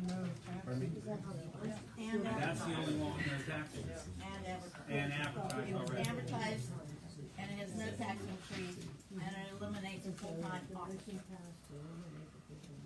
Well, the big thing we wanna do, we wanna promise these people, we're not gonna raise their taxes. That's the big thing. That's what I want everyone here to know when they leave here, we are not gonna raise the taxes. So you guys have to give me a budget now. This one doesn't do it, theirs does not do it, theirs still raises taxes. Here's, So, can't promise. We know that the other one that we voted on was already approved and was advertised, does not raise taxes, and does not have a full-time officer. That we know. So if we advertise, or we vote on option 3, which we've already looked at, that would guarantee these people no tax increase, And you would have a budget, and we would have a budget. because that's what you've already approved. To This- advertise. And advertise. But to advertise. But it could be amended slightly. But if we voted to get rid of the full-time position and that passed, then we really can't submit an alternate budget with a full-time police officer in it. Right, the question would be why you would, since you have voted to eliminate the full-time police officer, why you would have a budget that provided for money for the full-time police officer would be a good question But to that, ask. but that option 3 was no full-time officer. Right, Yeah. right, and that's the one that was approved for advertising, and if you vote on it tonight to adopt it. And this is. So I retract what I said. So, It's option 3. yeah, And I just presented that to Joe, option 3 with the new police budget that was proposed None. No, no, Because no, the- no. We eliminated the full. The new proposed police budget had a This is all full-time we need, officer. right? Motion three, That's it, forget about anything else. right? We don't need. Option three is what was advertised. Yeah, option three. That's just here. Yeah, option three was advertised. Yeah, this, yeah, we're good. So you have to, You gotta reintroduce it because it's voted down. You do have. All right, is everybody, go ahead. You do have a motion and a second on the table right now that you did not vote on. He withdrew. He He withdrew. I retracted. retracted it. Okay. I'm glad I missed. So what we're gonna vote on now is, Somebody gotta make a motion for that one. yeah, but I Right, want the somebody's people to got it. understand that when we vote now, it'll be on what was put in the paper. And we'll vote, and with this budget, there'll be no increase in your taxes. Correct? So we're back to the original plan, is what you're saying? Pretty much, but you're Well, not just so that we gonna, know. you're not gonna pay any more taxes this year. Your tax- Thank you. See. That's it. But it has to pass. Council has to approve it first. Right, That's right, correct. right. The option that was brought tonight that we were discussing is no longer valid because the vote to eliminate the full-time officer. This budget had the full-time officer. Thank slot, you. I just so- wanted clarification, so I. We're gonna get this out of the way right now. I need a motion on this. I'll second. Okay, we're gonna go around the room. Cal? No. Brad?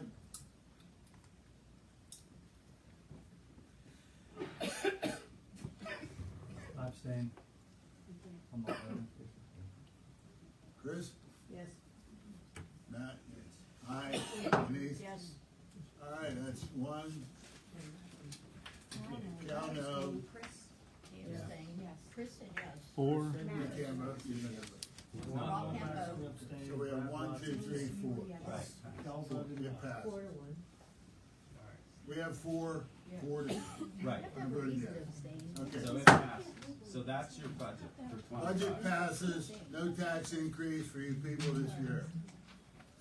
That's the best we can do.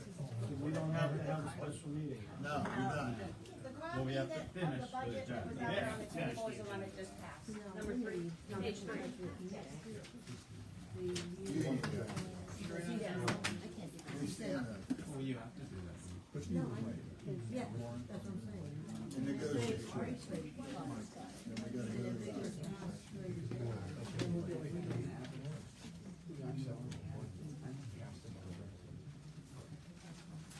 Then we didn't bring it up, I think we need to hire a labor. Okay, so that passed. You have a budget. We have more business. All right, we got a budget. Hold on. Yeah. Okay, we gotta get We going. got an agenda. Yeah, we gotta get. We gotta We follow got an this agenda we have to follow. All right, we got that taken care of. Now to retain all members of the planning committee, Sam Marone, Bob Todd, Lori Morris, Kathy Monco, replace member Rick Jones. Yeah, we have letters from Rick that he has to, step Rick out. Jones has agreed to allow a replacement to take his place on Homer City's Planning Commission Sewer Authority due to ongoing health concerns. Do we have anybody? And so, We have to advertise it for a month. Usually advertise. speaking on behalf of Rick as his co-guardian, please accept his resignation effective 12/13/24. Thank you, Cindy Moore. And with regret. I make a motion, we accept this letter with regret. Second. All in favor? Okay, one thing we skipped, on the agenda, since you have adopted the budget with no tax increase, you have to adopt a resolution that I've prepared stating that we are going to keep the same tax rate as last year. So somebody needs to move it. I make a motion to accept. Put it on the agenda. No, We're resolution, sideboarding it It's, over here. that would be B. it's, right, I make it's a motion. 3B. I'll second. All in favor? Aye. Opposed? So moved. All right, we'll go on. Yeah, we need a motion to retain all the members of the planning and to advertise advertise to replace Rick Jones on the zoning committee and the sewage and That's the only two, no, zoning and sewage and planning. planning. So we need letters, requesting letters of interest to serve on those committees. Yes, I'll make that motion. I'll second it. Second, all in favor? Aye. Opposed? Okay. We have that, Humber City Borough Road excavation ordinance. And that's again, I gave that to you guys last week, or 2 weeks ago to look at. It's just on the agenda, you I make should the probably. motion, we table it. Yeah, I'll second the table. Right. The road excavation Number seven. ordinance. And since it's tabled, I have one question. Since there's somebody that's under construction right now, if we pass a new one, they would fall under the old one, but they'd fall under the new one. They're under what's ever there now. They should probably be done by the time we get to it. Sure. We need a vote on it. What we gonna do, table, or, I mean, So everybody has to agree to it. Yes. I make a motion. I made it. Yeah. Second. All in favor? Aye. Aye. So moved. Okay. I have a question, wasn't Rick Jones also on the Parks and Rec? No. Not that I know of. He's not listed here. He's not. At one time. I think it was way back. All right, then we have on here designate 41,000 That acre. amount is different. Nah, That's an We agenda. had to make some changes. we're scratching that then? No, Okay. no. What does your agenda say? Is there an amount? No, Will be 892.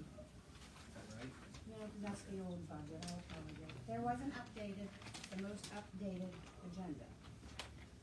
The ARPA funds that will be going to Citizens Ambulance will be 25,548.97.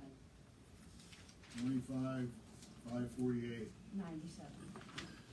Instead of 41. I'm sorry? Instead of 41,000. It did. Yeah.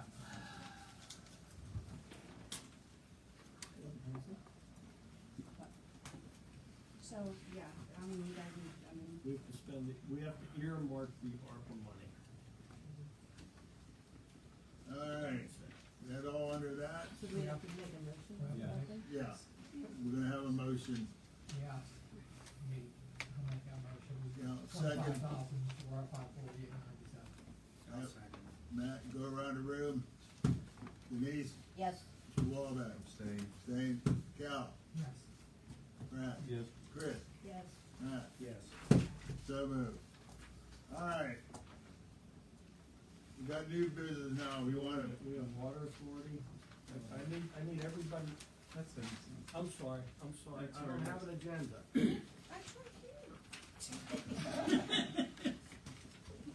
It's where he said it, Tom. Go ahead, Jim. Okay. Keep it rolling. all right. The CICWA board members, El Prado, Rob Wallback, Bill Sink to keep them. Yes. I'll make that Motion second, Second. all in favor? Yes. All right. CIC, Who seconded? Now, CIC JSA board member McMasters to be put back on the sewage authority. Motion. Second. All in favor? Aye. All right, the capital tax You want to vote that one? exonerations. Yes, there's some tax exonerations, that need approved, please. From, Citrone, 12 taxpayers' names need to be exonerated. Do I need to read them aloud? No, okay, there's 12, if you, there's per capita, either they moved out, they passed. I make a motion we exonerate him. I'll second it. All in favor? Aye. Opposed? So moved. General business. Nothing? Need a motion to ratify the bills. Motion. Second. Second, go around the room. Cal, Aye. Brad, Aye. Chris, Aye. Matt, Aye. Sustained, Denise? Yes. Okay, aye. Aye. All right, now I need a motion to pay the bills. Motion. Chris? Second. You said. Second. Cal, Oh, second. Cal second. All right, go around the room. Matt, Aye. Chris? Yes. Brad? Aye. Cal? Yes. Sustained. Denise? Yes. Aye. So moved. Media report. Repeat the roll call vote on number 3. The first vote on the budget is advertised, the first time. The adoption of the budget that was advertised? The first vote that resulted in a 3-3 tie that went to the mayor. Yeah, could you clarify the vote on that? And also the vote on the motion before, motion number 1 as well. Old business number 1 and old business number 3. You know who voted which way? Yes, just repeat what the roll call Number was. 1, for the elimination, Yes, number 1. Cal, no. Brad Black, no. Chris Wooster, no. Rob Wallback, yes. Liggett, yes. Matt Black, yes. And Joe Izzy, yes. For motion 3, the first vote that was, that turned out a tie, You know that one as well? I do. Okay. Rob Wallback abstained. Matt Black, yes. Liggett, yes. Joe Izzy, yes. Izzy, yes. Wooster, no. Brad Black, no. Joe, no. You make it, bud? And then it went to the mayor. Marvin was a no. All right. And a question for Mr. Brad Black. Why did you abstain on the second vote for option 3 on the budget? I didn't wanna vote for a budget that eliminated a full-time police officer.